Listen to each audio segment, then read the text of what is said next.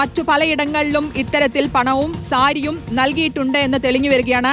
ആ ചിത്രങ്ങളിൽ കാണുന്ന പ്രവർത്തകർ അത് അവിടെയുള്ള ആളുകളാണോ എന്ന സംശയമുണ്ട്. പക്ഷേ പുറത്തുനിന്ന് വന്നവരാണെന്ന ആരോപണം കൂടി ഉന്നയിക്കുന്നു. എന്താണ് ഇതുവരെ ലഭ്യമായിട്ടുള്ള വിവരം, വ്യക്തമായിട്ടുള്ള വിവരങ്ങൾ? ശ്രുതി, അതായത് ഇന്ന് രാവിലെയാണ് പാലക്കാട്ടെ NDA സ്ഥാനാർത്ഥിയായിട്ടുള്ള ശോഭാ സുരേന്ദ്രൻ കണ്ണാടി മേഖലയിലേക്ക് എത്തുന്നത്. തേവക്കുറിശി മേഖലയിൽ കഴിഞ്ഞ ദിവസം മരണം നടന്നിട്ടുള്ള ഒരു വീട്ടിലേക്ക് ശോഭാ സുരേന്ദ്രനും BJP പ്രവർത്തകരും എത്തുന്നു. ആ വീട്ടിലേക്ക് പോകുന്നു, അവിടുത്തെ ബന്ധുക്കളെ കാണുന്നു. അതിനുശേഷം അവിടെയും പണം നൽകി എന്നുള്ളതാണ് ഒരു ആരോപണമായി കോൺഗ്രസ് പറയുന്നത്. പക്ഷേ ഈ വീട്ടിൽ നിന്നും മടങ്ങി വരുന്നതിനിടയിൽ തേവക്കുറിശി സ്വദേശിയായിട്ടുള്ള ഒരു വയോധികയെ കാണുന്നു.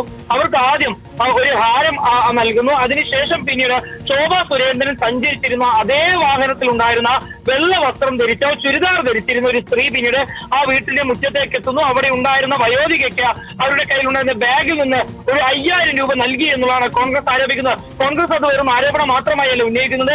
ഇതിന്റെ എല്ലാം ദൃശ്യങ്ങൾ ഉൾപ്പെടെയാണ് കോൺഗ്രസ് ഈ കാര്യങ്ങൾ പുറത്ത് വിടുകയും ചെയ്തിട്ടുള്ളത്.